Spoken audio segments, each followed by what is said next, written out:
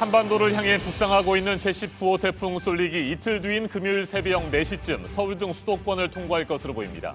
기상청에 따르면 태풍은 내일 아침 제주를 지나 밤에 충남 서해안에 상륙합니다. 제주와 남해안에는 오늘부터 본격적으로 강한 바람과 함께 비가 시작되겠습니다. 금요일까지 예상 강우량은 최대 400mm입니다. 수도권에도 150mm의 많은 비가 예상됩니다. 쏠릭에 이어 추가로 발생한 20호 태풍 시마론도 경계 대상입니다. 오늘은 이번 남북 이산 가족 1차 상봉의 마지막 날입니다. 가족들은 오전 10시부터 3시간 동안 작별 상봉과 점심을 함께한 뒤에 다시 기약 없는 이별을 하게 됩니다. 2차 상봉은 모레부터 역시 2박 3일 동안 진행됩니다. 드루킹 김동원 씨와 김경수 경남지사의 댓글 조작 공모 의혹을 수사해온 특별검사팀이 오늘 수사기간 연장을 요청할지 여부를 결정합니다. 특검이 기간 연장을 신청하고 문재인 대통령이 이를 받아들이면 수사는 다음 달 24일까지 이어집니다. 미국 재무부가 유엔 안전보장이사회 대북 제재 결의를 어긴 러시아의 해운 기업 2곳과 선박 6척을 추가로 제재했습니다. 이들은 선박끼리 화물을 옮겨 싣는 방식으로 북한에 석유를 넘겼습니다.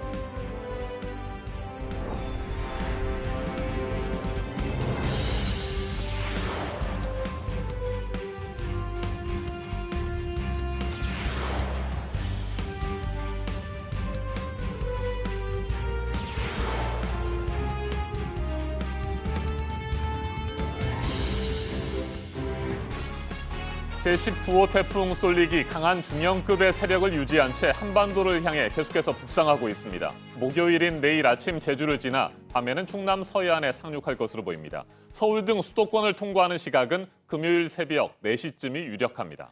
남해안과 제주가 오늘부터 쏠릭의 영향을 가장 먼저 받습니다. 강한 바람이 불고 금요일까지 최대 400mm의 폭우가 쏟아질 것으로 예상되고 있습니다. 태풍의 영향권에 있는 동안 수도권에도 150mm의 비가 올 것으로 보입니다. 수요일의 아침의 첫 소식 이재승 기자가 전해드립니다.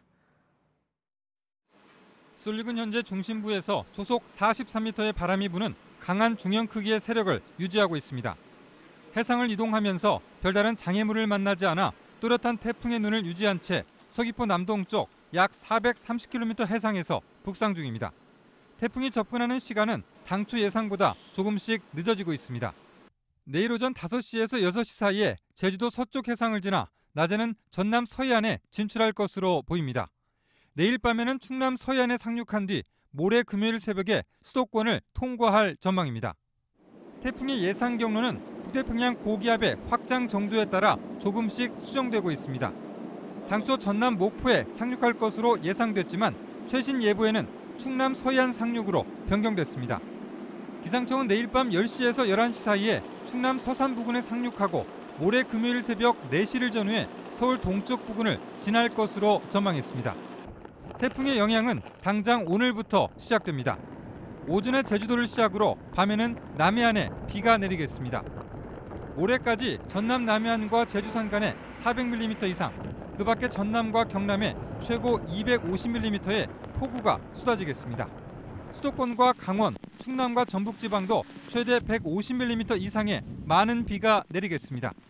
쏠릭은 내일 한반도에 상륙할 때까지도 중심에서는 초속 32m의 매우 강한 바람이 불 것으로 보입니다. 이렇게 되면 서울을 비롯한 수도권과 충청, 호남 지역이 태풍의 위험 반경에 들게 됩니다. 또한 쏠릭에 뒤이어 발생한 20호 태풍 시마론의 영향도 변수입니다. 근접한 두 태풍이 서로 영향을 미치는 후지와라 효과가 나타나면 태풍 쏠릭의 예상 경로를 예측하기가 더 어려워집니다. JTBC 이재승입니다.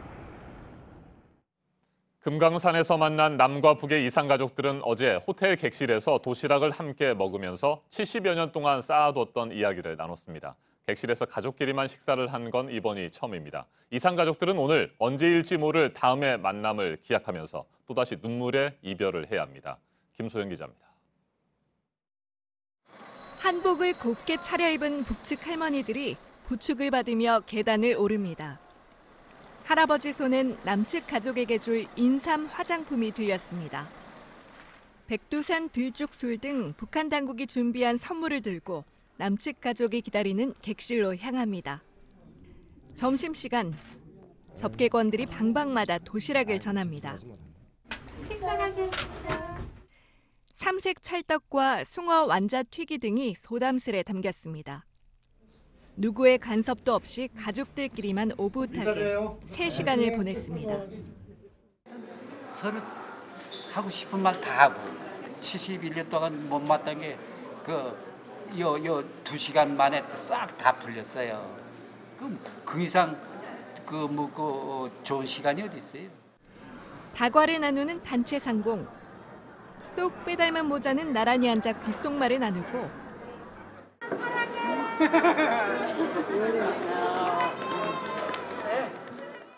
서로 끌어안는 남매의 얼굴엔 웃음꽃이 피었습니다.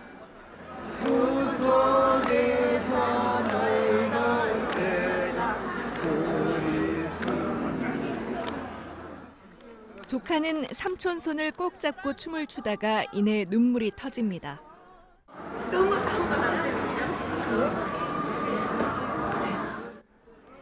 이산 가족들은 오늘 점심 식사를 포함해 3시간을 함께한 뒤 언제가 될지 모를 다음 만남을 기약해야 합니다.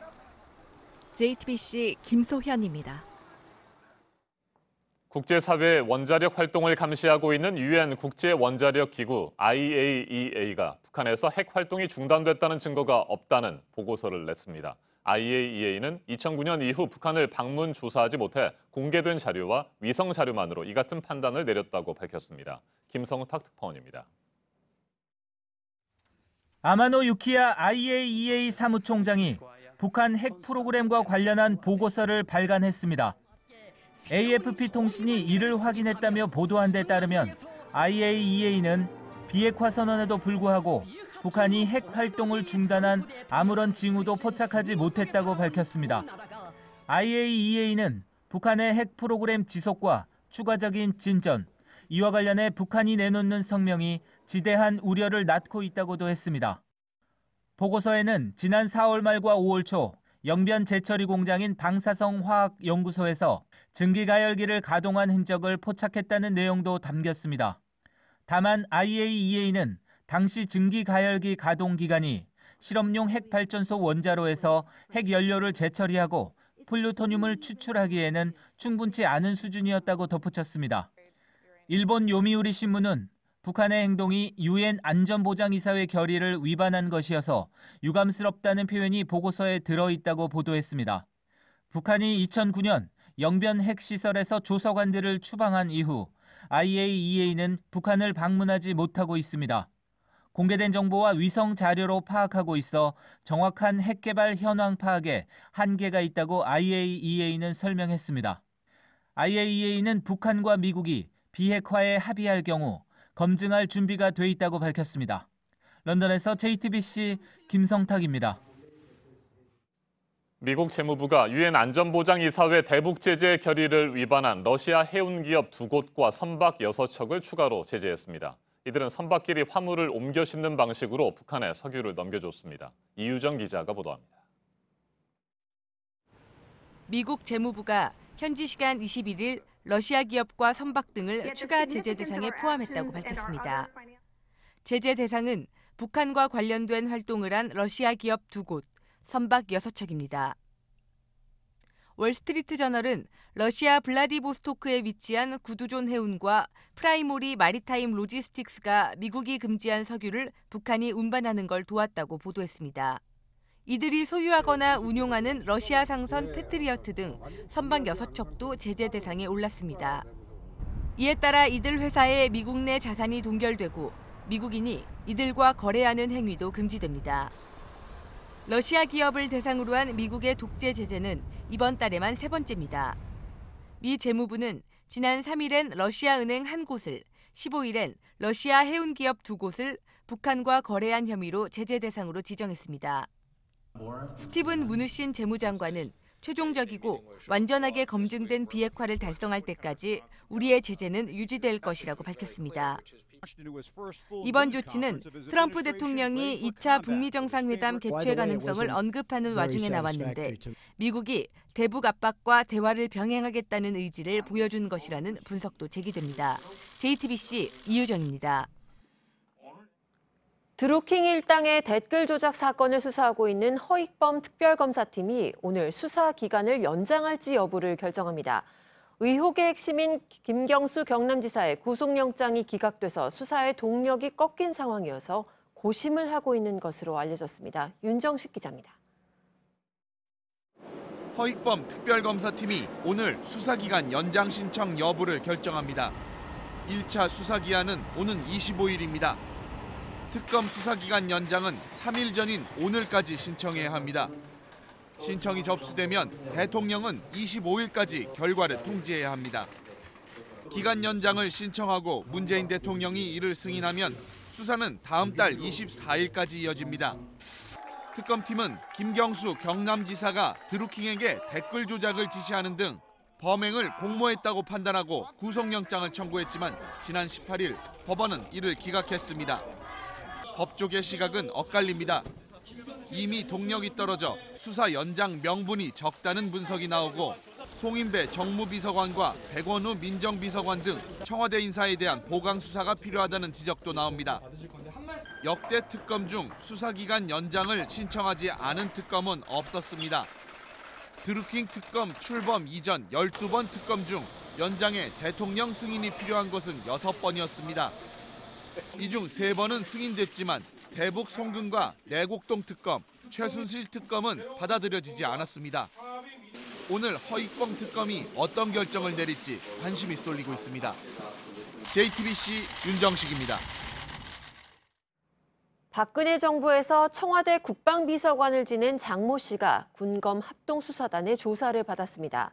당시 청와대, 특히 김관진 국가안보실장이 계엄령 문건을 작성하는 데 개입했는지 여부가 조사의 핵심이었습니다. 김필준 기자입니다. 군검 합동수사단이 장모 전 청와대 국방비서관을 소환 조사했습니다. 지난달 합수단이 공식 출범한 이후 박근혜 정부의 청와대 관계자를 불러 조사한 건 이번이 처음입니다. 장 씨는 김관진 당시 국가안보실장의 최측근으로 꼽히는 인물이기도 합니다. 합수단은 장 씨를 상대로 2016년 10월 청와대 안보실의 상황을 집중 조사했습니다. 2016년 10월은 대학 시국 선언과 촛불 집회 등을 통해 박근혜 전 대통령의 퇴진을 요구하는 목소리가 높아지던 시기입니다. 사정당국의 한 관계자는 기무사의 계엄 문건은 정권 퇴진 요구를 막기 위한 목적으로 만들어진 정황이 있어 조사 중이라고 밝혔습니다. 2016년 11월 초 기무사는 통수권자의 안위를 위한 군의 역할이라는 제목의 문건을 작성하기도 했습니다. 합수는 또 군이 정권 보호에 나선 배경에는 당시 청와대 안보실이 있었던 것으로 의심하고 있습니다. 합수는 조만간 박근혜 정부 청와대 안보실 관계자들을 차례로 불러 김관진 안보실장과 윗선의 개입 여부를 조사할 계획입니다. JTBC 김필주입니다. 이번에는 오늘 아침 체크해봐야 할 뉴스들을 분야별로 살펴보겠습니다. 먼저 정치 분야입니다. 개성공단 남북공동연락사무소의 대북제재 위반 논란과 관련해 어제 조명균 통일부 장관이 대북제재에 기본적으로 해당하지 않는다고 보고 있다고 말했습니다. 강경화 외교부 장관도 남북공동연락사무소가 대북제재의 기본 목적에 위반되지 않는다는 의견을 미국과 교환하고 있다고 밝혔습니다. 어제 국회 여성가족위원회 전체 회의장이 안희정 전 충남지사에 대한 무죄 판결을 규탄하는 성토의 장이 됐습니다. 여야 의원들은 성폭력에 대한 사회적 인식과 법의 괴리가 크다며 국회에 계류 중인 성폭력 처벌 강화 법안을 신속하게 처리할 것을 촉구했습니다. 김명수 대법원장이 다음 달 19일 퇴임 예정인 이진성 헌법재판소장과 김창종 헌법재판관 후임자로 이석태 전 민변 회장과 이은혜 서울가정법원 수석 부장판사를 지명했습니다. 대법원장이 지명한 헌법재판관은 국회 청문회 절차를 거쳐 대통령이 임명하지만 국회 동의가 필요 없어서 본회의 표결 절차는 거치지 않습니다. 다음은 경제 뉴스 체크해 보겠습니다. 북상하고 있는 태풍 쏠릭의 직접 영향권에 들어갈 것으로 전망되는 전남 영광의 한빛 원전이 비상 대비 체제에 들어갔습니다.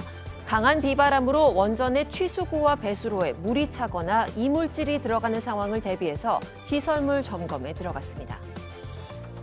앞으로 가격과 입찰 등 중대한 담합 행위에 대해서 공정거래위원회가 고발을 하지 않아도 검찰이 수사에 나설 수 있게 됩니다. 공정위가 고발을 해야 검찰이 기소를 할 수 있는 전속 고발제를 더불어민주당과 정부가 38년 만에 폐지하기로 결정했습니다. 김현미 국토교통부 장관이 내년도 주택 공시가격을 산정할 때 올해 급등한 집값을 충분히 반영하겠다고 밝혔습니다.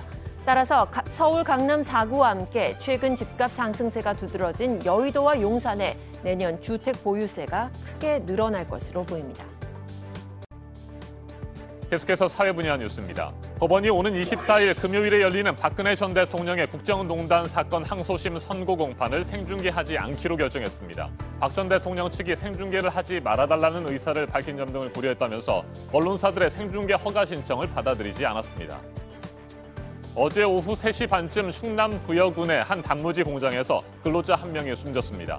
단무지 보관 탱크 안에 쓰러져 있던 근로자 2명이 병원으로 옮겨졌지만 1명은 숨지고 1명은 중태입니다. 경찰은 황화수소가스에 질식한 것으로 보고 자세한 경위를 조사하고 있습니다. 어젯밤 9시 50분쯤 대구 달성군 중부 내륙고속도로 상행선에서 5톤 화물차가 차량 넉 대를 잇따라 들이받았습니다. 화물차 운전자가 숨지고 2명이 다쳤습니다. 경찰은 공사로 정차 중이던 차량들을 뒤따르던 화물차가 속도를 줄이지 못한 채 추돌한 것으로 보고 있습니다. 이어서 문화 부문의 뉴스도 체크해 보겠습니다. 오늘 에너지의 날을 맞아서 밤 9시부터 5분 동안 전국에서 불끄기 행사가 열립니다. 에너지 절약 문화를 알리기 위해서인데요. 전국의 공공기관과 주요 랜드마크, 기업 등에서 5분소 등에 동참할 예정입니다. 우리나라 바둑 남녀 랭킹 1위인 박정환 구단과 최정 구단이 세계 페어 바둑 정상에 올랐습니다. 어제 일본 도쿄에서 열린 세계 페어 바둑 최강위전 결정전에서 박정환, 최정 페어는 지난 대회 우승조인 중국의 커제 구단과 위즈잉 6단을 꺾고 우승을 차지했습니다. 제7회 7곡 세계 인형음악극 축제가 오늘 개막합니다. 우리가 만드는 세상이라는 주제로 9개 나라 16개 팀이 오는 26일 일요일까지 다양한 공연을 펼칩니다. 마지막으로 오늘 있을 일정 가운데 주목해야 할 일들 정리해드리겠습니다. 정부와 여당이 오늘 오전 국회에서 당정회의를 열고 소상공인과 자영업자를 지원하는 대책을 논의합니다. 신용카드 수수료 완화 등 최저임금 인상분을 보전해주는 보완 대책을 내놓을 것으로 보입니다. 양승태 사법부 시절에 사법농단 의혹을 수사하고 있는 검찰이 오늘 서울중앙지방법원 소속 최모 부장판사를 소환합니다.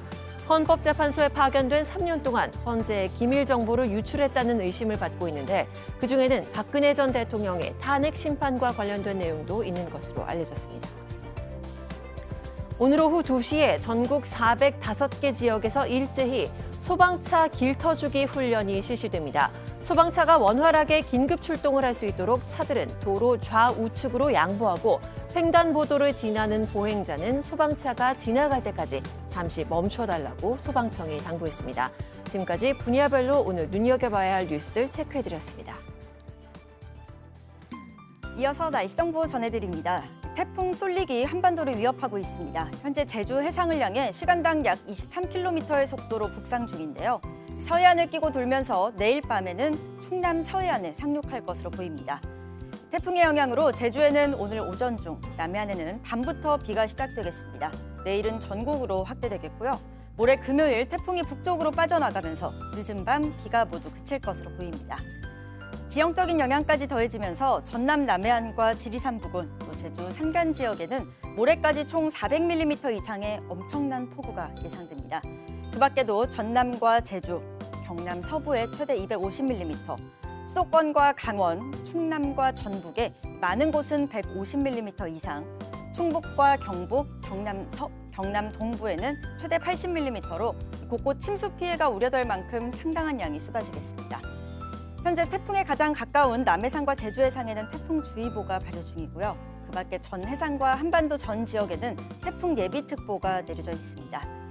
오늘까지는 대부분 지역이 무덥겠습니다. 서울과 광주가 35도, 대구가 34도까지 오르겠습니다. 피해 대비는 잘 하고 계시죠? 많은 비와 함께 초속 40m에 달하는 세찬 바람까지 불어옵니다. 한편 태풍이 지나는 동안 잠시 더위가 주춤하다가 주말부터 다시 폭염이 찾아오겠습니다. 기상정보였습니다.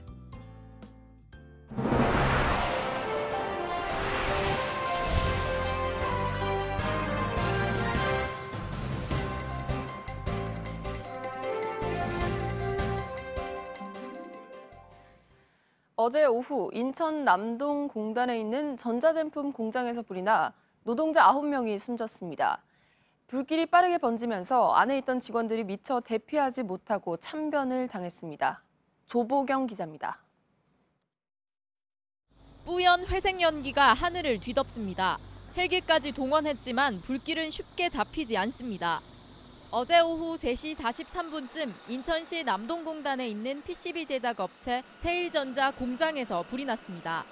공장 노동자 등 9명이 숨졌고 4명이 다쳐 인근 병원에서 치료를 받고 있습니다. 소방당국은 건물 꼭대기층인 4층에서 불이 났다고 설명했습니다. 공장에 있는 검사실에서 처음으로 불길이 시작됐고 이후 식당과 전산실 등 주변 공간으로 번졌다는 겁니다. 공장 위에 있는 환풍구 같은 데서 연기가 처음 시작이 됐었거든요. 한두 군데에서 나는 연기가 좀 더 번져서 좀 더 여러 환풍구나 그쪽 창문 위로 해서 솟구치는 그런. 화재 발생 2시간 만에 진화가 됐지만 불이 빠르게 퍼지면서 미처 대피하지 못한 사람들이 많아 인명피해가 컸다고 소방당국은 설명했습니다. 소방당국은 건물 수색을 하면서 추가 인명피해가 있는지 조사하고 있습니다. JTBC 조보경입니다. 화재로 숨진 노동자 9명 중 7명은 처음 불이 시작된 것으로 추정되는 공장 4층에서 발견됐습니다. 화재 직후 유독가스가 빠르게 번지면서 질식한 것으로 추정되는데요. 경찰과 소방당국은 오늘 합동 현장 감식을 진행할 예정입니다. 이혜원 기자입니다. 공장 4층 창문 사이로 검은 연기와 함께 시뻘건 불길이 치솟습니다. 소방대원들이 쉴 새 없이 물을 뿌려보지만 연기는 순식간에 하늘을 뒤덮습니다. 어제 인천시 남동공단에 있는 세일전자 공장에서 난 불로 숨진 9명 중 7명은 4층 건물 안에서 발견됐습니다. 불은 검사실과 식당 사이 복도에서 처음 시작된 것으로 추정되는데 근처 전산실에 5명, 그리고 식당에 2명이 쓰러져 있었습니다.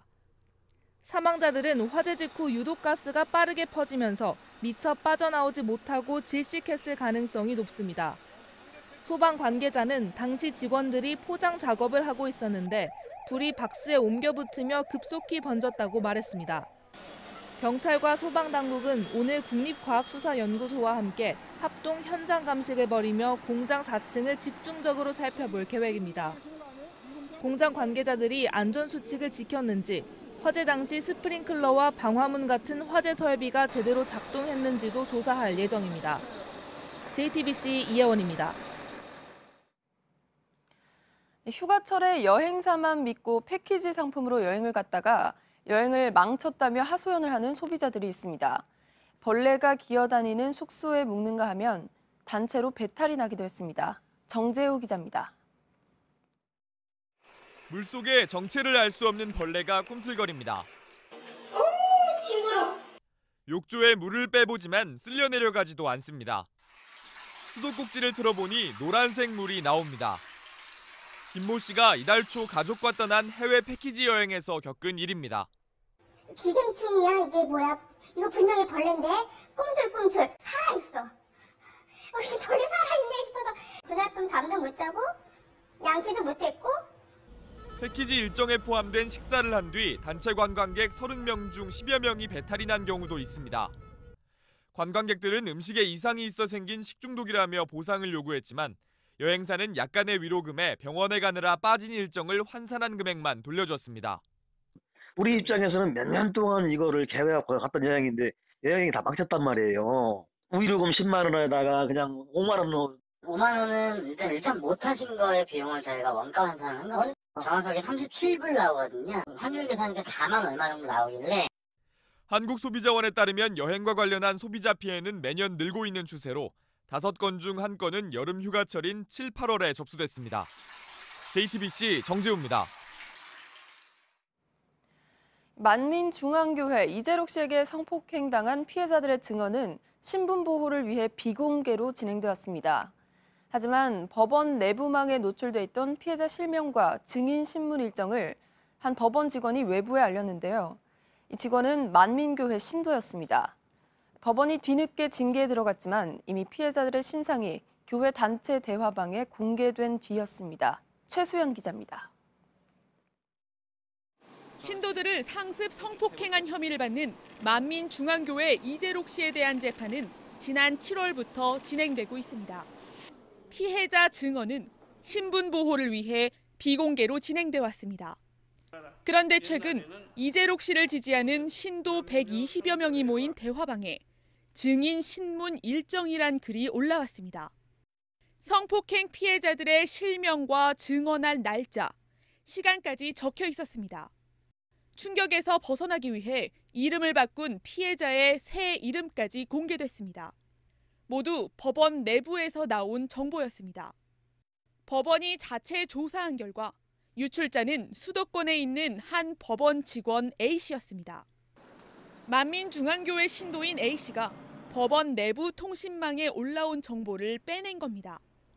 이 같은 정보는 관련 재판 관계자가 아니더라도 법원 직원이 사건 검색 기능을 이용하면 누구나 찾을 수 있습니다. 신분이 노출된 피해자들은 2차 가해에 시달리고 있습니다.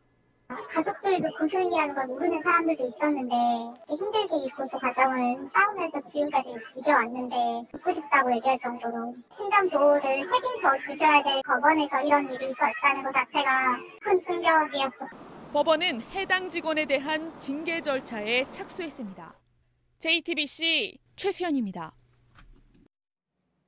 제19호 태풍 쏠리게 한반도 상륙이 임박했습니다. 한반도를 관통하는 태풍은 2012년 이후 6년 만입니다. 강풍과 폭우를 동반한 중형급의 강한 태풍인 만큼 큰 피해가 우려됩니다. 방기성 K웨더 예보센터장과 태풍 쏠리게 대해 자세하게 살펴보겠습니다. 어서 오십시오. 네, 안녕하세요. 네, 센터장님. 기록적인 폭염이 이어질 때는 작은 태풍조차 하나도 올라오지 않았는데 무더위가 조금씩 거치자 이제 반갑지 않은 중형 태풍이 올라오고 있습니다. 여전히 강한 세력을 유지하고 있다고 하는데요. 어느 정도인가요?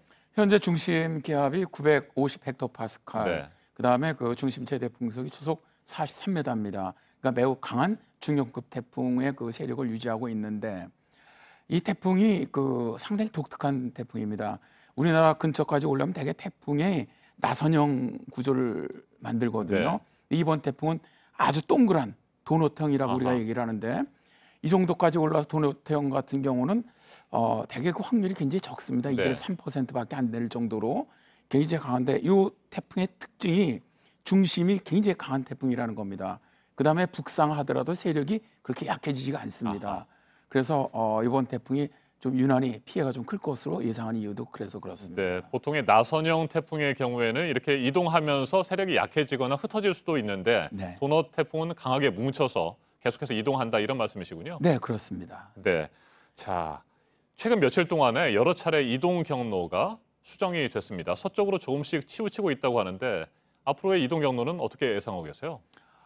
일단 그 애초에 처음에 이제 통영 쪽으로 상륙할 것으로 봤고 그다음에 이제 목포 쪽으로 상륙할 것으로 봤는데 이제 다시 약간 더 서쪽으로 나오면서 서쪽 해상 그러니까 그 호남 서쪽 해상으로 올라오다가 충남 북부 쪽에서 상륙하는 것으로 이제 최종 지금 현재는 진로가 나오고 있습니다.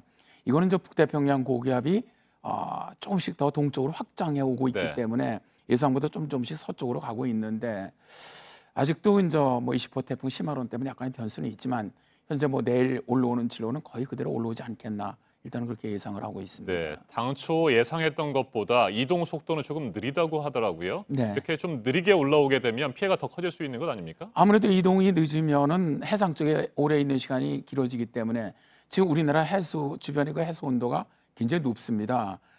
태풍이 그 발생하거나 그 더 발달할 수 있는 조건이거든요. 따라서 더 많은 그 에너지를 공급받기 때문에 오히려 이렇게 해상 쪽으로 올라오게 되면은 원래대로 이제 육상 쪽으로 상륙을 했으면 남해안 쪽으로 금방 그 약해지는데 해상 쪽으로 올라오게 되면 세력이 약해지지 않습니다. 네. 그리고 많은 에너지를 공급받기 때문에 상당히 강하게 수도권까지 북상하지 않겠느냐. 그래서 상당히 좀 피해가 클 것으로 보는 이유죠. 네, 앞서 이재승 기자가 기상청의 예보를 토대로 보도를 했습니다만 서울 등 수도권 지역에는 금요일 새벽 4시쯤에 통과할 것으로 보인다 이런 예보가 나와 있고요. 내일 오전에 제주를 거쳐서 밤에 충남 쪽으로 상륙을 하게 되는 겁니까? 그렇게 뭐 예상하고 있으면 됩니까? 네, 현재 예상 진로를 보면 내일 새벽 3시에 이제 제주도 서쪽 해상, 내일 오후 3시에 광주 서쪽 해상, 내일 한 19시에서 20시에 충남 북부 정도에 상륙하고요. 모레 새벽 3시에 서울 인근을 갖다 통과하는 것으로 현재 예상이 되어 있습니다. 그러니까 목요일인 내일 저녁 7시에서 8시 사이에 상륙을 하게 되는군요. 네, 그렇습니다. 한반도에 상륙. 정확한 위치는 충남 보령 정도로 네, 보령하고 네. 그 북쪽 태안반도 사이 정도가 될 것으로 예상되고 있습니다. 네, 그렇게 이동을 해서 이제 서울 수도권 쪽으로 이동을 하고요. 그다음에 강원도 쪽으로 해서 빠져나가게 되는 겁니까? 네, 그래서 이제 북한을 통과해서 블라디보스토크까지 가서 거기서 열대성 저기압으로 소멸이 됩니다. 그러면 충남 보령 쪽에 상륙을 해서 한반도를 거의 쭉 훑고 올라간다고 보면 되겠군요. 그러니까 중부지방 쪽은 일단 관통을 하면서 상당히 많은 피해를 일단 줄 것으로 예상되는데 실제로 이제 남해안, 그러니까 처음에 해시당 통영이라든가 네. 목포 쪽으로 상륙할 경우에는 이게 올라오면서 육지로 올라오면서 세력이 상당히 약화됩니다. 그렇죠. 그런 대신에 그 태풍이 이렇게 갈 때는 비가 굉장히 많이 내립니다. 비 피해가 큰데 이렇게 서해상으로 올라올 때는 비 피해보다는 오히려 바람 피해가 상당히 큰 특징을 가지고 있고요. 특히 이제 그 수도권 같은 경우는 상당히 그 인구가 밀집해 있고 높은 빌딩들이 있습니다. 그러다 보니까 그 2010년에 곤파스가 들어왔을 때 그때 서울 쪽에 굉장히 바람 피해가 컸거든요. 이번에도 서울이 왜 이렇게 바람 피해가 크냐 하면은 서울 같은 게 높은 빌딩이 있기 때문에 태풍 자신의 바람에다가 빌딩풍이라는 게 있습니다. 네. 인위적으로 만들어지는 바람이 더해지다 보니까 실제로 태풍 풍속보다 굉장히 강한 바람이 불거든요. 그래서 그 당시 서울에 아주 피해가 컸는데 이번에도 수도권으로 지나가면서 바로 이 수도권 서울 쪽에는 상당히 바람 피해가 클 것으로 보는 이유도 그래서 그렇습니다. 네, 내일 밤에 충남 보령 쪽으로 상륙을 하게 되면 그때부터 서울 등 수도권에도 강한 비바람이 예상이 되는 건가요? 내일 밤부터는 수도권도 직접적인 영향권 네. 안에 들어가고요.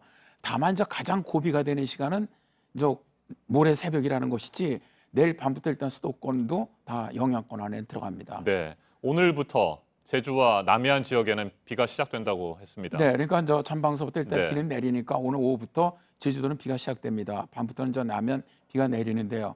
이제 아무래도 이제 가장 피크 타임이 있죠. 가장 많은 영향을 주는 시간, 또 가장 많은 그 피해를 줄 것으로 예상되는 지역들은 대개 태풍이 지나가는 바로 가까운 지역입니다. 네. 아까 말씀드린 것처럼 태풍이 중심이 굉장히 강하기 때문에 그 중심 부근 쪽에 피해가 크거든요. 따라서 그 제주도라든가 호남, 그다음에 충남, 수도권 이쪽 지역으로 상당히 피해가 클 것으로 보고요.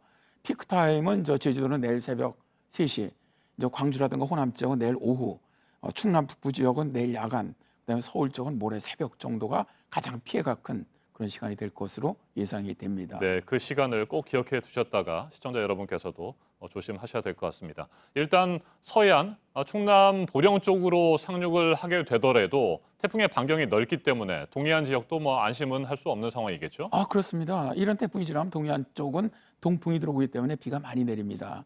물론 이제 그쪽으로 직접 가지는 않기 때문에 바람은 상대적으로 강하지는 않지만 동해안 쪽도 상당한 피해가 예상이 되고 있습니다. 네, 19호 태풍에 이어서 20호 태풍도 발생을 했고 현재 일본 쪽을 향하고 있습니다만 이 두 태풍, 솔딕과 20호 태풍이 서로 연관관계, 상호작용을 일으킬 수도 있다는 건 아니겠습니까? 그게 후지와라 효과라고 하죠. 그건 어느 정도나 우려가 되고 있습니까? 현재 그 20호 태풍 시마론이 이제 북상하고 있는데 같이 이 시마론은 이제 일본 그 오사카 서쪽으로 상륙을 합니다. 네. 그래서 일본 열도를 관통한 다음에 동해상으로 빠져나가는데 문제는 이제 점점 이게 시마론이 더 빨리 북상을 하고 있거든요. 그러다 보니까 우리 솔릭과 가까워지는 시간이 내일입니다.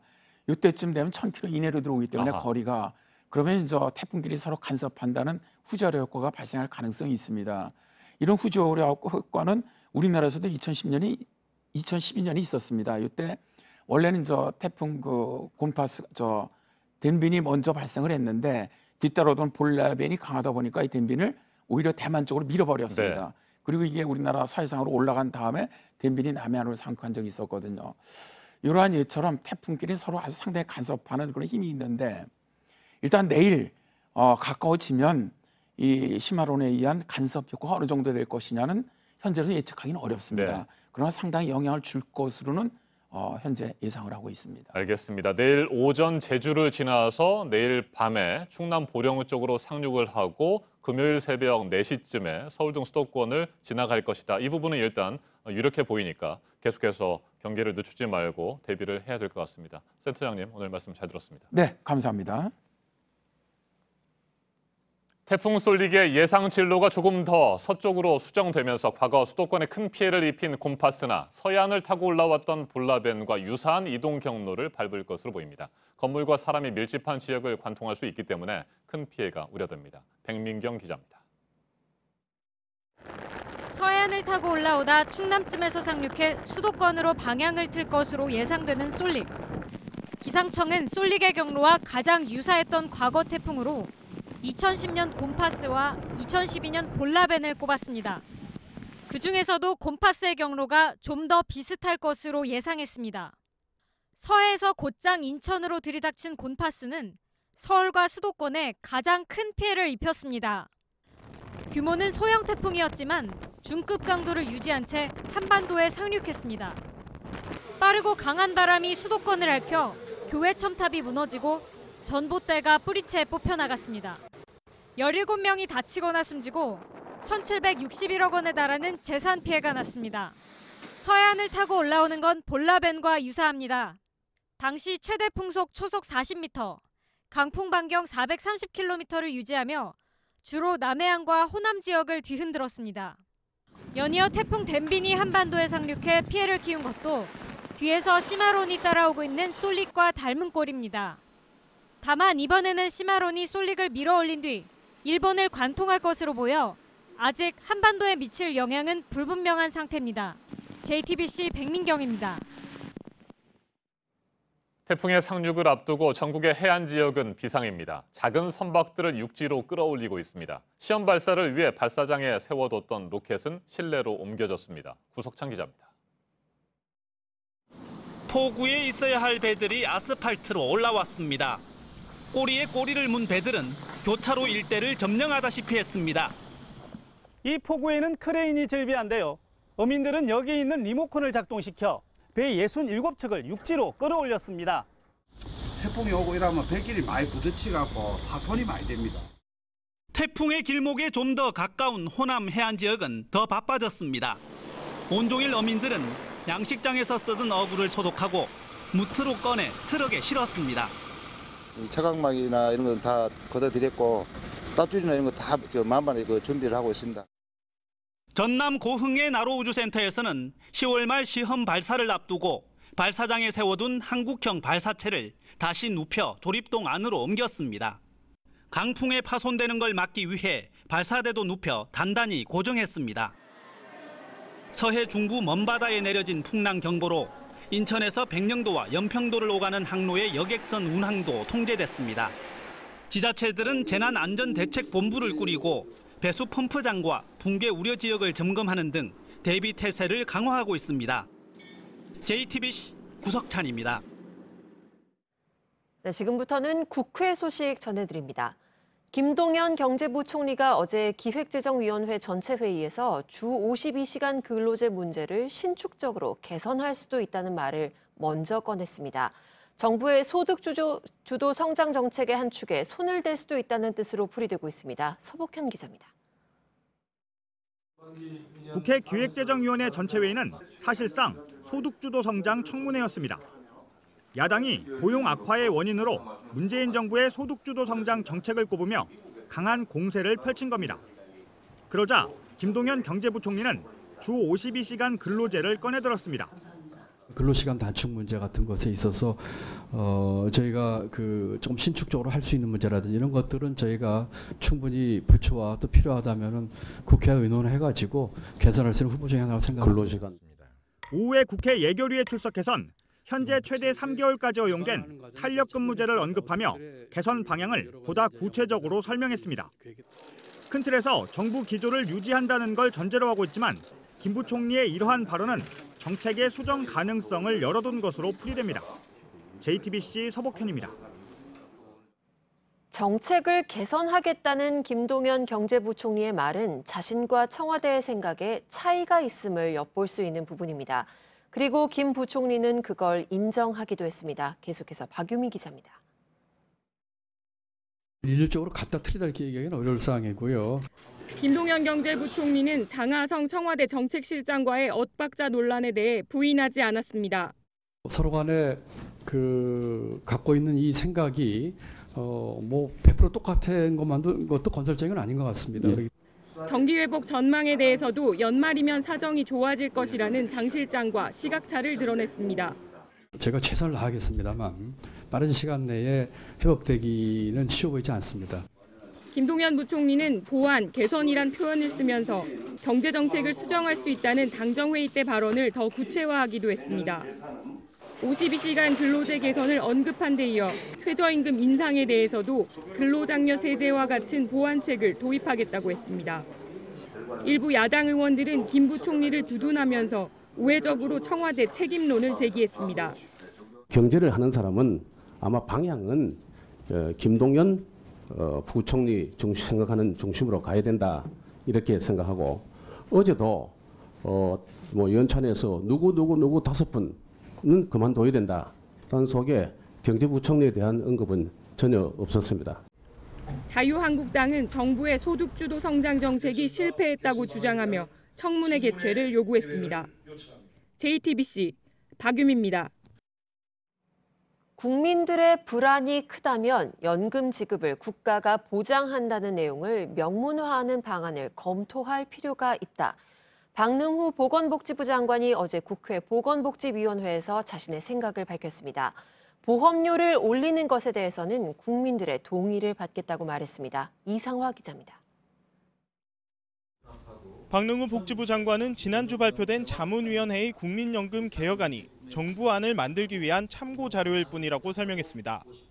국민이 바라면 국가의 지급 보장을 명문화하는 방안도 검토할 수 있다고 밝혔습니다. 국민들이 어떤 연금에 대해서 불안이 만약 크다고 한다면 추상적인 수준에서라도 지급 보장을 명문화하는 방안도 한번 검토할 필요가 있다 생각합니다. 다만 기금 부족분이 국가 부채로 잡히는 공무원 연금의 지급 보장 방식과는 다를 것으로 보입니다. 박 장관은 국가가 채무 부담을 지지 않도록 기술적으로 법안을 고치겠다고 말했습니다. 자문위가 제안한 두 가지 개편 방안은 모두 보험료율 인상을 전제로 하고 있습니다. 박 장관은 보험료율 인상도 국민이 동의를 받는 걸 전제로 추진하겠다고 말했습니다. 국민들께서 동의하신다면 보험료 인상도 고려를 하겠습니다만은 아직은 저희들은 열려 있는 상태입니다. 또한 10월 말까지 하나 혹은 복수의 개혁안을 만들어 국회에 보고하겠다고 말했습니다. 자문위 개편안과 전혀 다른 수정안이 나올 가능성도 배제할 수 없게 됐습니다. JTBC 이상화입니다. 중국군이 러시아의 대규모 군사훈련에 사상 처음으로 참가합니다. 유사시 한반도를 관할하는 북부 전구 주요 화력을 러시아로 보내는 형식입니다. 미중 무역 전쟁과 북한 비핵화를 위한 후속 협상이 진행되고 있는 시점에 중국과 러시아의 군사적 밀착이 예사롭지 않습니다. 신경진 특파원입니다. 시베리아에서 펼쳐질 러시아의 보스토크 2018, 즉 동방전략훈련에 중국이 참가한다고 양국이 동시에 발표했습니다. 유사시 한반도를 관할하는 중국 북부전구의 병력 3,200명, 무기 900대, 전투기 30대에 이르는 대규모 화력입니다. 중러 연합훈련이 아닌 러시아 훈련에 중국군이 참가하는 것은 이번이 처음입니다. 환구15는 중국을 겨냥한다고 알려졌던 동방훈련의 억측을 불식시키고 중러 전략협조, 동반자 관계를 심화시킬 것이라고 풀이했습니다. 특히 미 국방부가 중국 군사력 보고서에서 최근 북부전구의 야간 기동훈련이 강화되고 있다고 지적한 것과 맞물리면서 유사시 중러 공조 가능성도 배제할 수 없는 상황입니다. 다음 달 11일 시작하는 훈련 시점이 동방경제포럼 일정과 겹치면서 시진핑 주석과 푸틴 대통령의 공동 참관 가능성도 제기됩니다. 키신저 전 국무장관이 트럼프 대통령에게 러시아와 손잡고 중국을 봉쇄하는 연러 항중 정책을 조언했다고 알려지면서 이번 중러 군사 밀착이 미국을 겨냥한 반격으로도 해석됩니다. 시진핑 푸틴 정상회담과 대규모 군사훈련이 겹치면서 미국을 향한 무력 시위의 성격도 짙어 보입니다. 베이징에서 JTBC 신경진입니다. 미국과 남중국해 갈등에 이어 무역 전쟁을 벌이고 있는 중국이 대만 카드를 강화하고 있습니다. 미국이 영향력을 행사하는 대만의 수교국에 외교 단절을 끌어내고 대만과의 당교 요구를 거절한 태평양 작은 나라에는 중국인 단체 관광을 금지했다고 외신이 전했습니다. 이주찬 기자입니다. 남미 엘살바도르가 대만과 외교관계 중단을 선언하고 중국과 수교를 맺었습니다. 왕이 중국 외교부장은 베이징에서 카롤로스 카스테네다 엘살바도르 외교부 장관과 수교 수립 공동성명을 발표했습니다. 성명에 따르면 엘살바도르의 이번 조치는 중국이 군사무기를 판매하고 항구건설 등을 지원하기로 한 데 따른 것입니다.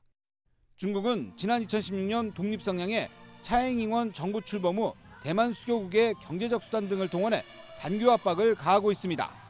2년 사이 엘살바도르를 비롯해 아프리카 상투메 프린시페 등 5개 나라가 대만과 외교 관계를 끊었습니다. 대만 수교국은 이제 17개국입니다.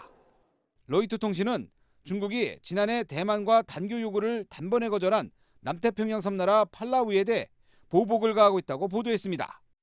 단체 관광을 중단시켜 현지 관광업계가 큰 타격을 받고 있다는 설명입니다. 차잉잉원은 대만 총통으로는 처음으로 미 연방기구인 우주항공국을 방문해 미국과 밀월을 강조했지만 중국의 외교 압박은 더 거세지고 있습니다. JTBC 이주찬입니다.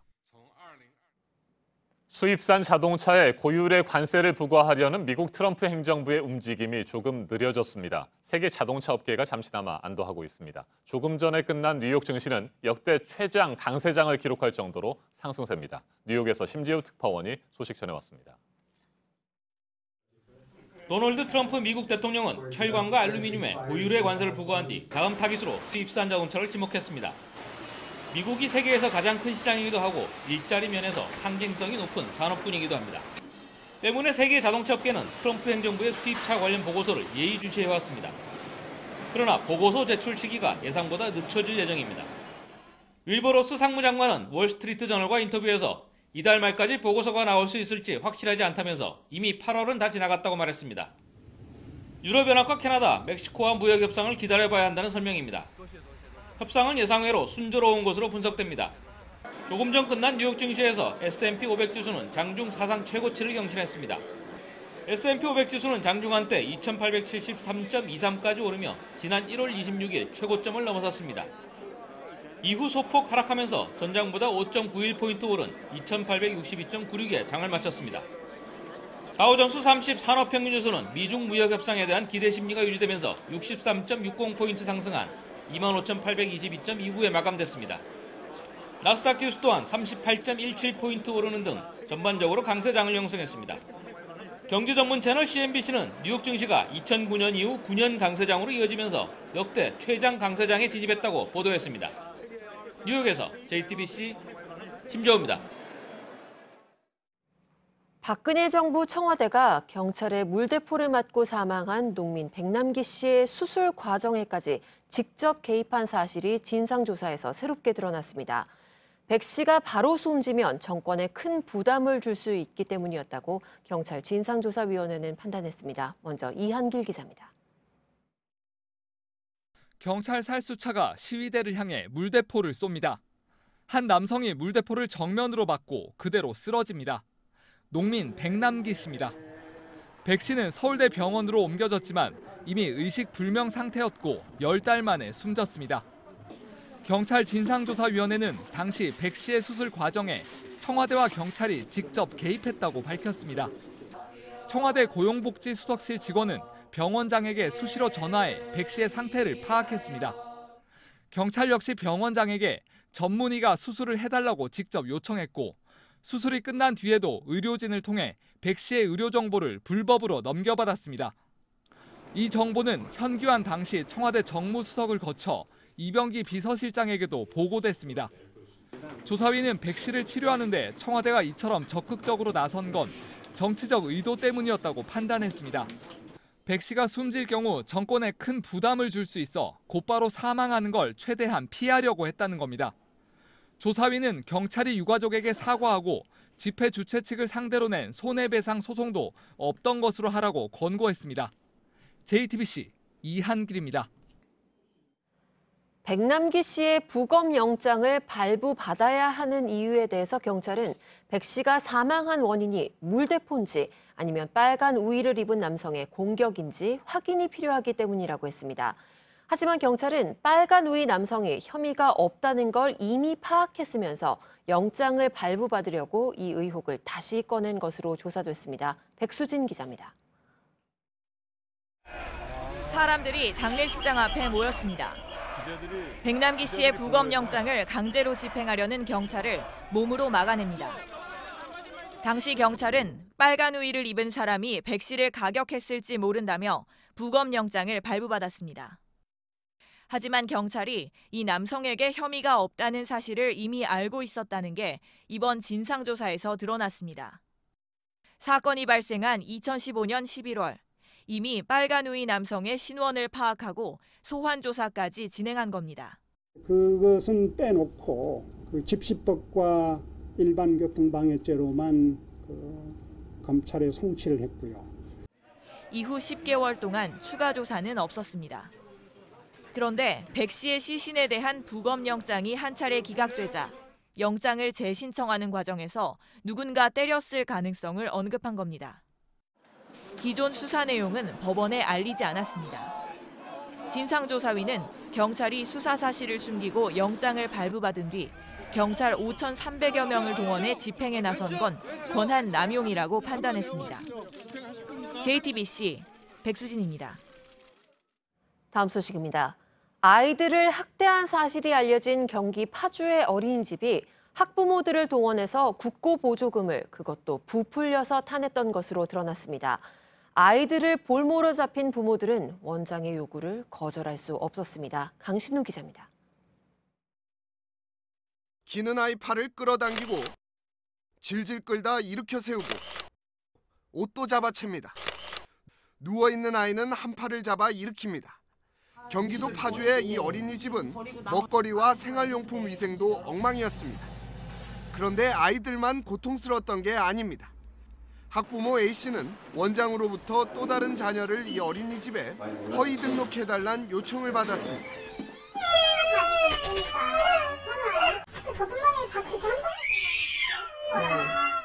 다른 학부모도 마찬가지였습니다. 학대가 다니고 있는데 저는 못하겠습니다 하면은 저희가 이 불이익 당할까 봐 무섭기도 하고. 아이를 가정에서 양육하면 20만 원 가량의 양육수당이 나옵니다. 반면 어린이집에 등록하면 90만 원 가까이 어린이집에 지원됩니다. 원장은 이 돈을 받아 학부모에겐 원래 받을 수 있는 보조금을 돌려준 뒤 나머지를 챙긴 겁니다. 부모가 적극적으로 수용 의사를 밝혀서 이런 사건을 같이 공모하고 행동했다면 실질적으로는 공동정범으로 같이 처벌될 가능성도 있습니다. 파주시청은 이 같은 사실을 적발하고 경찰에 수사를 의뢰했습니다. JTBC 강신우입니다.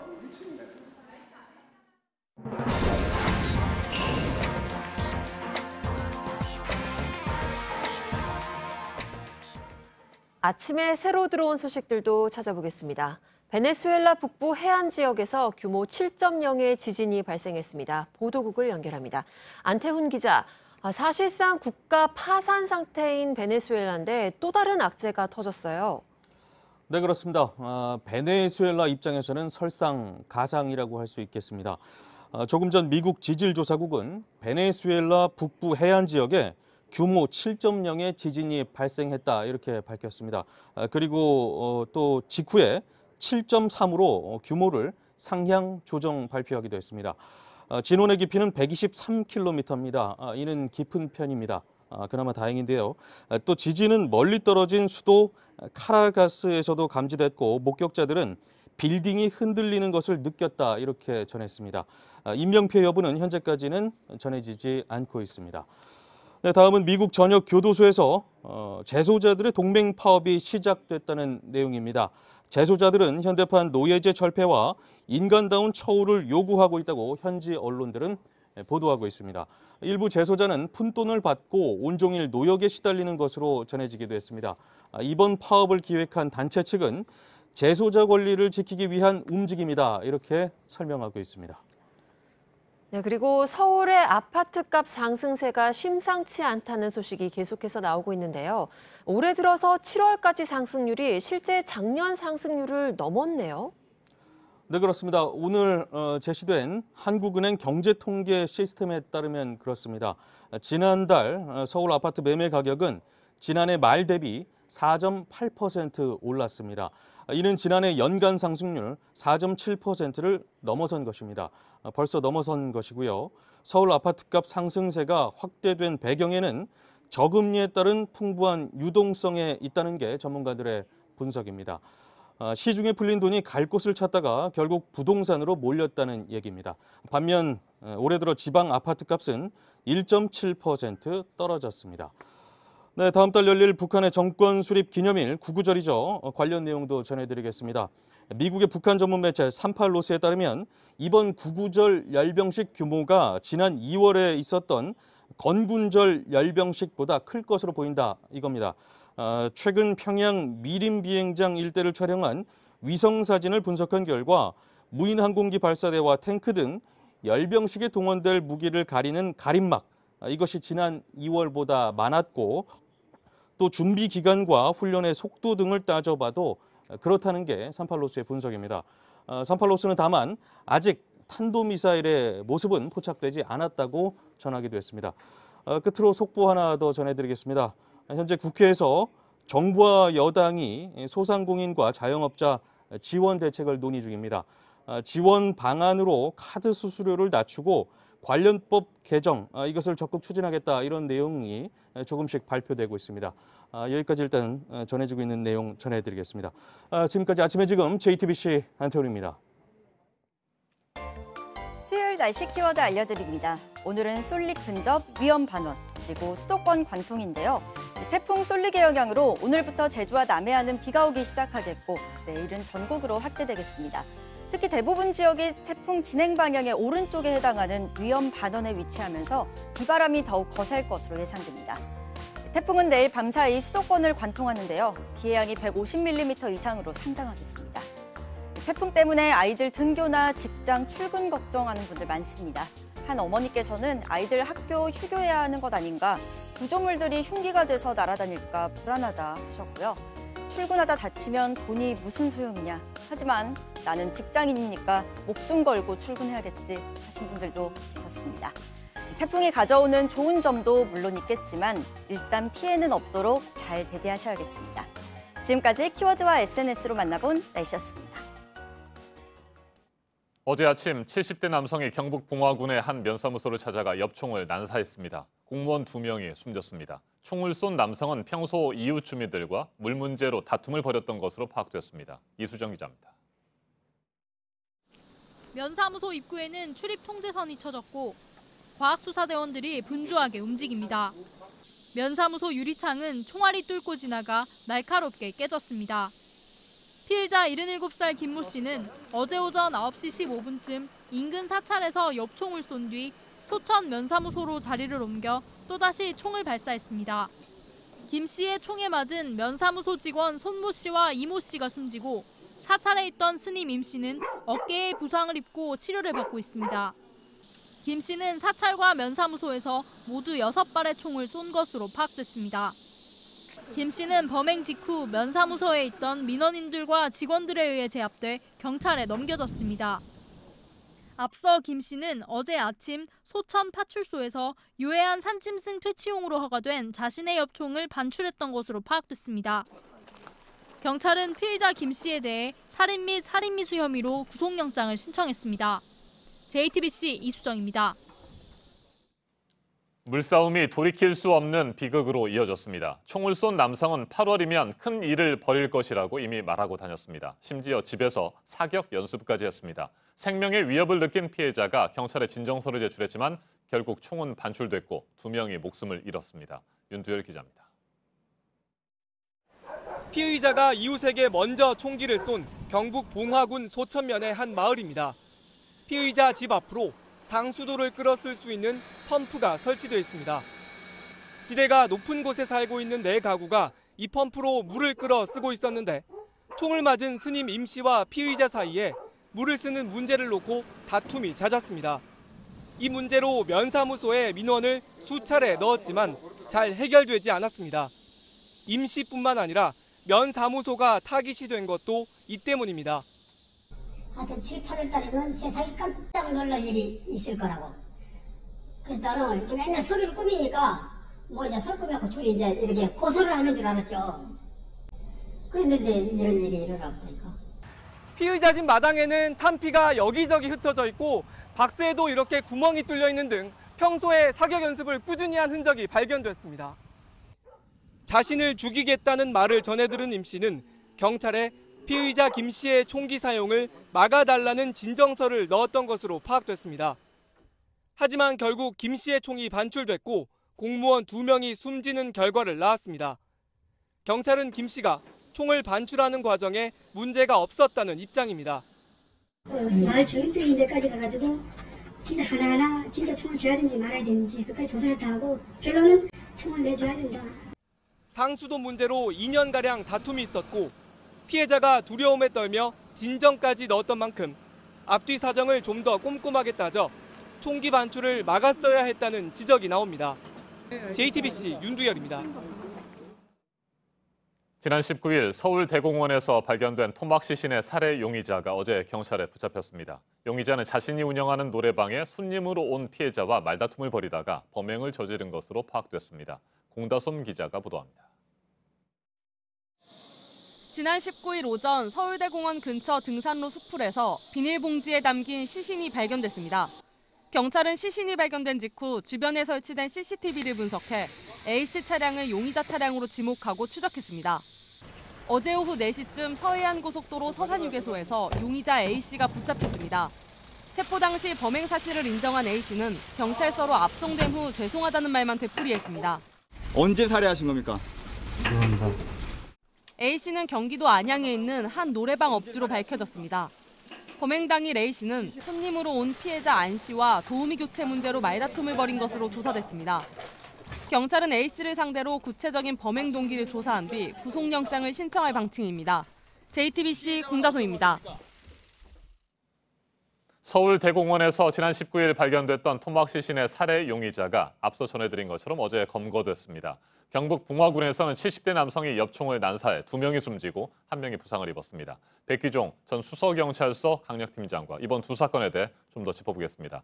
어서 오십시오. 네, 안녕하십니까. 네, 팀장님. 먼저 서울 대공원에서 발견된 토막 시신 살해 사건부터 짚어보죠. 네. 당초 사건이 장기화할 수 있다 이런 우려가 있었는데 시신 발생 이틀 만에 신속하게 용의자가 붙잡혔습니다. 그렇습니다. 이제 현장에 시신이 발견된 현장은 CCTV가 없었고 그다음에 피해자로 지목된 분이 경찰이 수사를 해본 바 18년 전이죠. 뭐 20년이라고 보도가 됐었는데 사실은 18년 전에 가족과 떨어져서 생활을 하신 그다음에 이제 일정한 직업이 없었다는 이런 여러 가지 형태 또 SNS 소위 사회관계망에 접촉한 인물이 없었다는 이런 부분들 때문에 사실은 장기 미제 사건이 되지 않느냐 하는 우려가 있었지만 서울지방경찰청 허경열 청장이 원래 수사통입니다.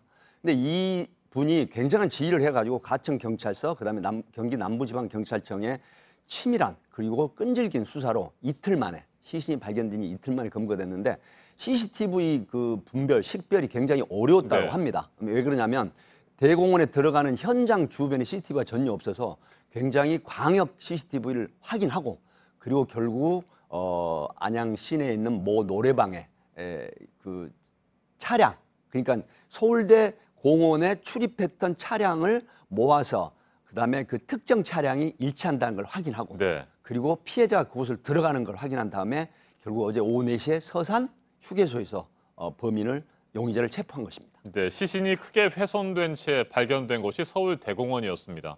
저는 그 현장 화면을 보면서 좀 궁금했었던 것이 있었는데 말이죠. 그렇게 인적이 많은 곳 아니겠습니까? 서울 대공원은? 그런 곳에 시신을 유기했을 이유가 뭘까 이런 생각을 좀 했습니다. 현장에 직접 가보셨다고 했는데 어땠습니까? 제가 이제 현장을 직접 가봤는데 저도 앵커께서 지적하신 것처럼 범행을 하고서 사후에 은닉을 하거나 완전 범죄를 꿈꾸거나 그다음에 본인이 범인이라는 걸 밝혀지지 않기 위해서 노력을 해야 되는데 사람이 굉장히 많이 왕래하는 곳, 또 차량이 많이 왕래하는 곳, 그다음에 그곳이 서울대공원, 서울랜드, 그다음에 국립현대미술관이 있는 곳이라 산책로도 있습니다. 지자체에서 깔아놓은 멍석 같은 산책로가 있죠.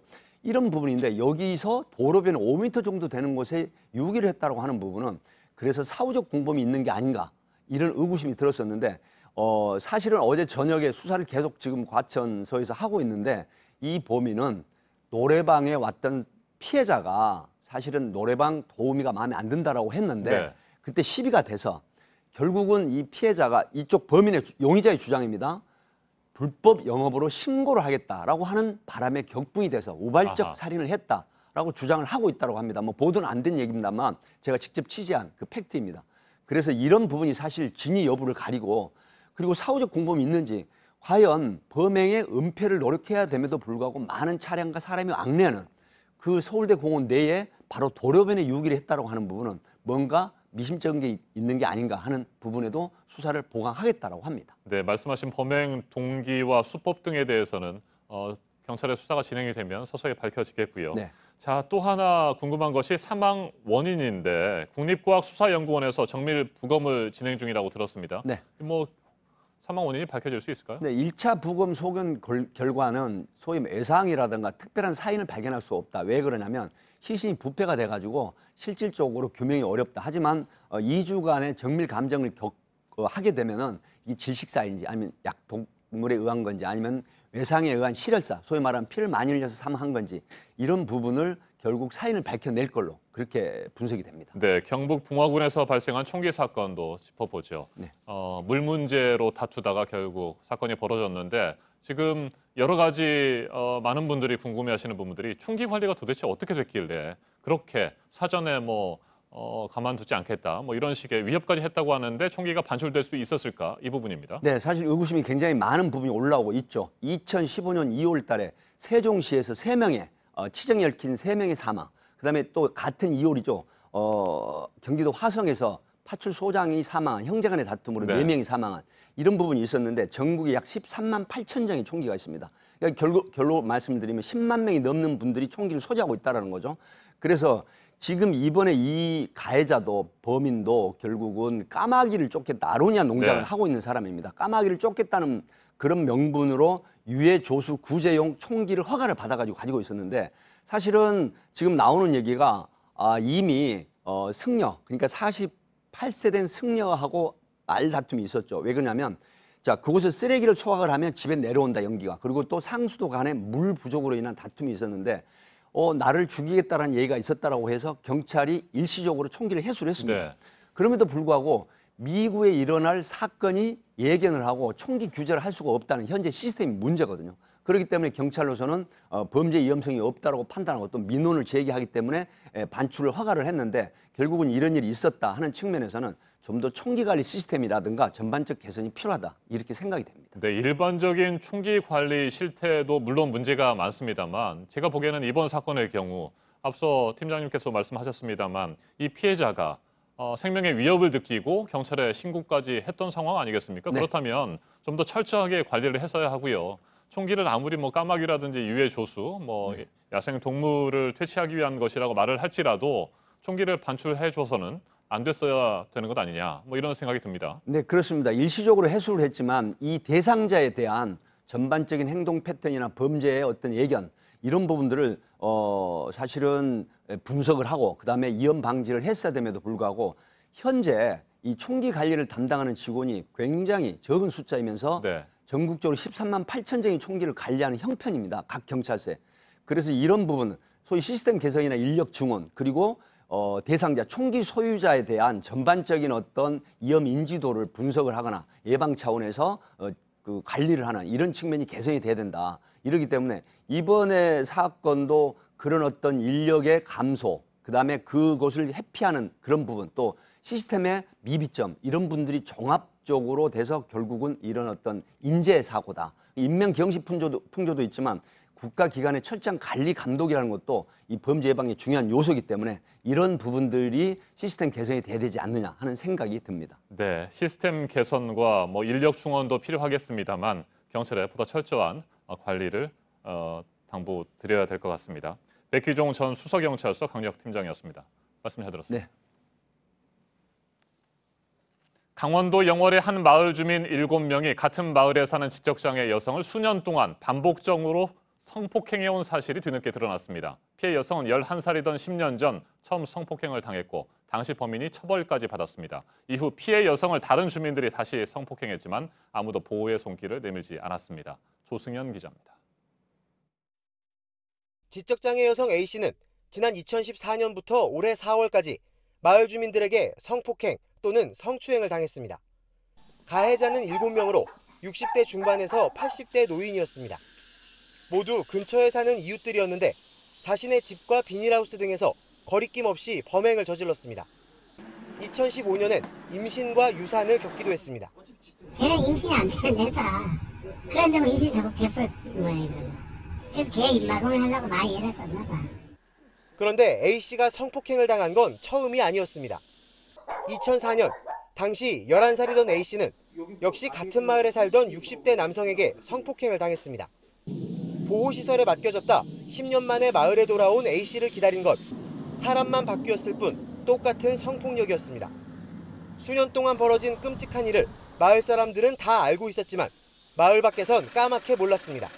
오히려 그래서 그 동네 할머니들이 잘 보호해주는 줄 알았죠. 누가 봐도 그런 거에 대한 의심을 하는 정황이 없었어요.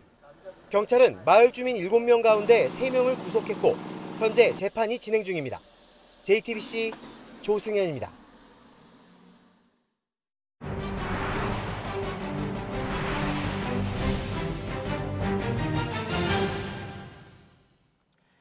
세계 최대 석유 매장국 베네수엘라에서 심각한 식량난으로 국민들의 평균 몸무게가 11kg이 줄었습니다.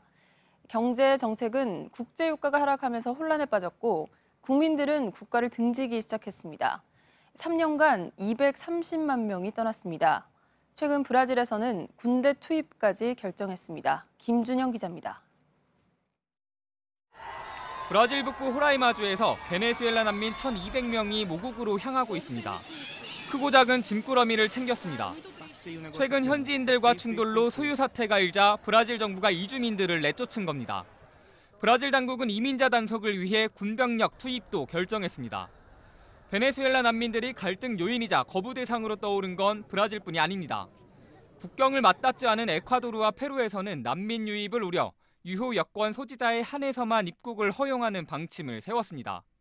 베네수엘라 난민 80만 명이 거주 중인 콜롬비아는 지난 2월부터 접경에 경찰을 배치해 단속을 강화하고 있습니다. 베네수엘라발 난민 문제가 확산하고 있는 겁니다. Una crisis de movilidad humana que tiene poco precedente en América Latina y que está ocasionando realmente una problemática para todos los países del. 유엔에 따르면 지난 3년간 베네수엘라를 떠난 국민은 인구의 약 7%인 230만 명이며 올해 들어 하루 평균 3,000명이 국경을 넘고 있습니다. 한때 남미에서 가장 부유했던 베네수엘라 국민들이 거처 없이 떠도는 남미의 집시로 전락할 처지에 놓였습니다. JTBC 김준영입니다. 고속도로 다리가 무너져 40명 넘게 숨지는 참사가 일어난 이탈리아에서 이번에는 폭우로 대규모 인명피해가 났습니다. 이탈리아 남부 폴리노 국립공원의 협곡을 흐르는 강이 갑자기 쏟아진 폭우로 순식간에 불어나 지금까지 등반객 10명이 숨졌습니다. 미처 손쓸 새도 없이 불어난 물에 여행객 수십 명이 휩쓸리면서 협곡을 따라 3km 아래까지 쓸려 내려가기도 했는데요. 당국이 23명을 구조했고 사망자와 부상자의 국적은 아직 확인되지 않았습니다. 미국 노스캐롤라이나주의 한 호텔에서 모녀가 에어컨 감전 사고로 숨지는 사건이 일어났습니다. 묵고 있는 방에 에어컨에 문제가 생기자 엄마가 직접 고쳐보려다가 감전 사고가 일어났는데요. 엄마와 9살 딸은 바로 병원으로 옮겨졌지만 숨졌습니다. 경찰이 정확한 사고 원인을 조사하고 있습니다. 미국 샌프란시스코와 오클랜드를 연결하는 다리 베이브리지의 교통이 한때 마비됐습니다.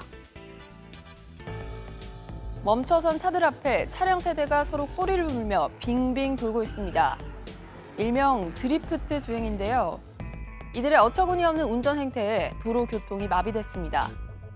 곧바로 경찰이 출동해 이들을 붙잡았는데요. 영상을 접한 누리꾼들은 자칫 큰 사고가 날 수 있었다며 이들을 비난했습니다. 이탈리아 경찰이 로마의 국보급 유적 조국의 재단 분수에 속옷 차림으로 들어가 성기까지 노출한 관광객 2명을 공개 수배했습니다. 당국은 분수에 들어가거나 오염시키는 행위에 대해 수백 유로의 벌금을 매기고 있는데요. 그럼에도 이번과 같은 사건이 끊이지 않고 있습니다. 로마 시민들은 경건한 분수에서 벌어진 이번 사건에 분노하고 있고 당국은 문화재 출입을 통제하는 차단 장치 도입을 검토하고 있습니다. 상어의 턱에 긴 줄이 매달려 있습니다. 호주 바이런베이 인근의 바닷속인데요. 다이빙 수업 중이던 다이버들이 조심스레 줄을 당겨보니 상어 입에서 플라스틱 그물망이 끌려 나옵니다. 그물에 걸린 물고기를 먹으려다 그물을 통째로 삼킨 것으로 보이는데요. 그대로 삼켜버리면 상어가 죽을 수도 있는 상황입니다. 다이버들의 끈질긴 노력으로 상어의 턱에 걸려있던 그물망을 떼어낼 수 있었는데요. 무사히 상어를 구해낸 다이버들의 용기에 찬사가 쏟아지고 있습니다.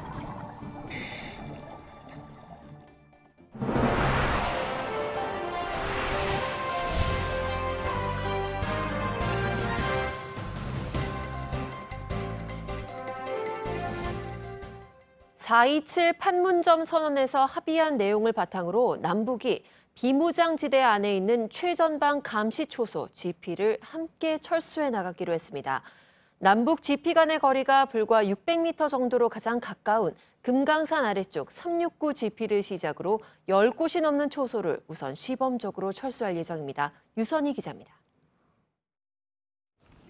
송영무 국방부 장관은 남북이 공동으로 GP를 철수해 나가기로 했다고 말했습니다. 네, 10여 개 내는데 10여 개. 한두 개 먼저 하고 시범적으로 하면 또 늘리고 이렇게. 가장 먼저 고려한 건 남북 GP 간 거리입니다. GP 간 거리가 600m 정도에 불과한 동해안 369 GP가 가장 먼저 철수될 것으로 보입니다. 육안으로 상대쪽 얼굴이 보일 정도로 가까워 충돌 가능성이 크고 가장 가까운 GP라는 상징성이 있기 때문입니다. 다음 철수 대상으로 거론되는 건 남북이 함께 발굴에 나설 예정인 후3국 시대 유적지 궁예도성 근처 GP입니다. 미군 GP와 임무가 겹치는 판문점 근처 GP도 우선 철수 가능성이 큽니다. 이후부터는 경계태세에 문제가 생기지 않도록 철수되는 GP를 분산시킬 계획입니다. GP가 몰려있는 동부전선 15사단과 22사단 지역에서 복수의 GP를 철수시키고 중서부전선에 있는 3사단과 6사단에서도 각 1개의 GP를 철수시키는 방식입니다. 군은 철수되는 GP 관할 구역에 고해상도 CCTV와 적외선 카메라 등 무인화 경계 시스템을 배치하는 방안을 검토 중입니다. JTBC 유선입니다. 강원 속초에는 실향민 마을, 아바이 마을이 있습니다.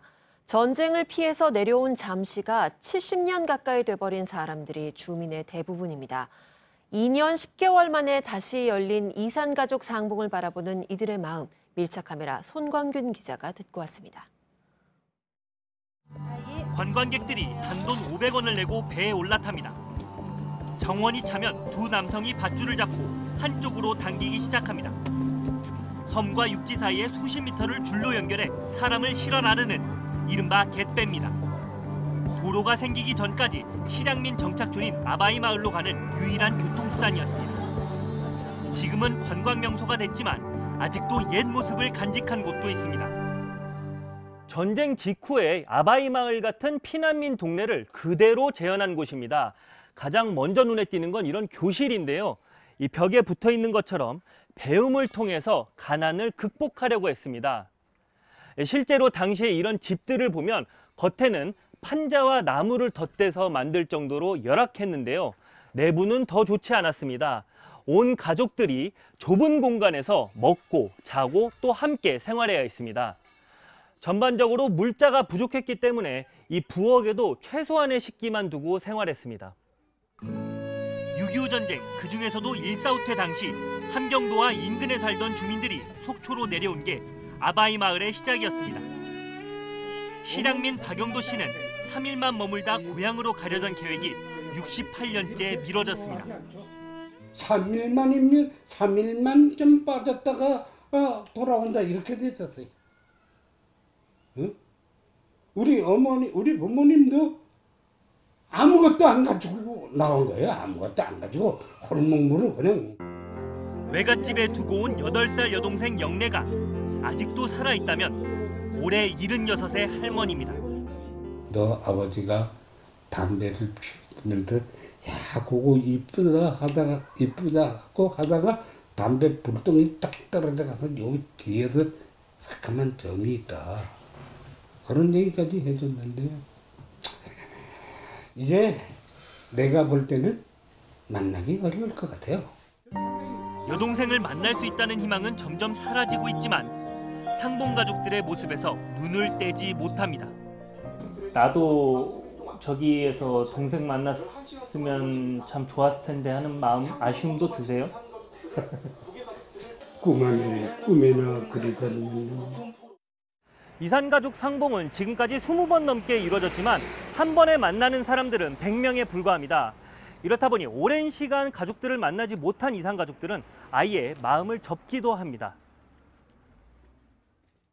지금 갈 생각이 없어요. 왜냐? 부모들 120, 30, 형님 다 그러고 고령자이기 때문에 가봐야 만날 사람 없어요. 아바이 마을 실향민은 100여 명, 대부분 80살이 넘은 고령으로 거동이 가능한 사람은 절반에 불과합니다. 그러나 이번 상봉을 포함해 21번 동안 선정된 사람은 단 1명뿐입니다. 서로가 생사를 모릅니다. 죽었는지 살았는지 모르고. 거기 뭐 어머니도 계시고 뭐 조카들도 있고 그랬지. 예, 형도 있고 누나도 있고 다 있었지.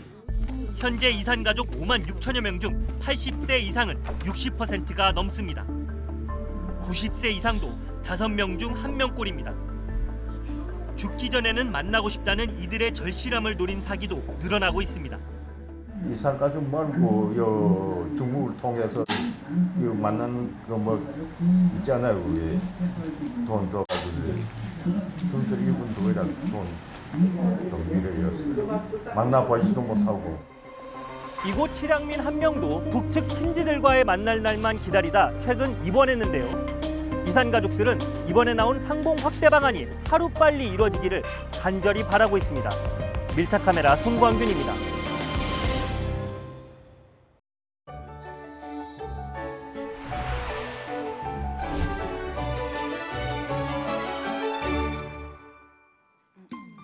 태풍 쏠리기 정차 한반도를 위협하고 있습니다. 현재 제주 해상을 향해 북상 중이고 서해상에서 이동하다가 내일 밤에는 충남 서해안에 상륙할 것으로 보입니다. 태풍의 영향으로 제주에는 오늘 오전 중, 남해안에는 밤부터 비가 시작되겠습니다. 내일은 전국으로 확대되겠고요. 모레 금요일 밤늦게 비는 모두 갤 것으로 보입니다. 지형적인 영향까지 더해지면서 전남 남해안과 지리산 부근, 제주 산간 지역에는 모레까지 총 400mm 이상의 엄청난 폭우가 예상됩니다. 그 밖에도 전남과 제주, 경남 서부에 최대 250, 수도권과 강원, 충남과 전북에 많은 곳은 150mm 이상, 충북과 경북, 경남 동부에는 최대 80mm로 침수 피해가 우려될 만큼 상당한 양이 쏟아지겠습니다. 현재 태풍에 가장 가까운 남해상과 제주 해상에는 태풍주의보가 발효 중이고요. 그 밖에 전 해상과 한반도 전 지역에는 태풍 예비특보가 내려져 있습니다. 오늘까지는 대부분 지역이 무덥겠습니다. 서울과 광주가 35도, 대구가 34도까지 오르겠습니다. 많은 비와 함께 초속 40m에 달하는 세찬 바람까지 불어옵니다. 걸어다니기 힘들 정도의 구조물들도 무너지고 날아다니고 할 것 같습니다. 사고 없도록 조심하시기 바랍니다. 기상정보였습니다. 아침엔 뉴스워치, 오늘 하루 관심을 가지고 지켜봐야 할, 기억해야 할 뉴스 끝으로 정리해드립니다. 한반도를 향해 북상하고 있는 제19호 태풍 쏠리기 이틀 뒤인 금요일 새벽 4시쯤 서울 등 수도권을 통과할 것으로 보입니다. 기상청에 따르면 태풍은 내일 아침 제주를 지나 밤에 충남 서해안에 상륙합니다. 제주와 남해안에는 오늘부터 본격적으로 강한 바람과 함께 비가 시작되겠습니다. 금요일까지 예상 강우량은 최대 400mm입니다. 이번 남북 이산가족 1차 상봉의 마지막 날입니다. 가족들은 오전 10시부터 오후 1시까지 3시간 동안 작별 상봉을 하고 점심을 함께 먹은 뒤에 또 한 번의 기약 없는 이별을 합니다. 2차 상봉은 모레부터 역시 2박 3일 동안 진행됩니다. 드루킹 김동원 씨와 김경수 경남지사의 댓글 조작 공모 의혹을 수사해온 특별검사팀이 수사기간 연장 신청 여부를 오늘 결정합니다. 특검이 기간 연장을 신청하고 문재인 대통령이 이를 받아들일 경우 특검 수사는 다음 달 24일까지 이어집니다. 정부와 여당이 국회에서 소상공인과 자영업자들을 지원하는 대책을 논의했습니다. 당정은 상가 임대차 보호법 환산보증금을 상향 조정하고 재건축 후 퇴거 보상 등 임차인 보호 제도도 강화하기로 했습니다. 또 영세 온라인 판매업자와 개인 택시 사업자도 카드 우대 수수료를 적용받도록 했습니다. 오늘 전해드릴 소식은 여기까지입니다. 이상으로 JTBC 뉴스 아침엔 수요일 순서 모두 마치겠습니다. 여러분의 안전한 하루를 응원합니다. 고맙습니다.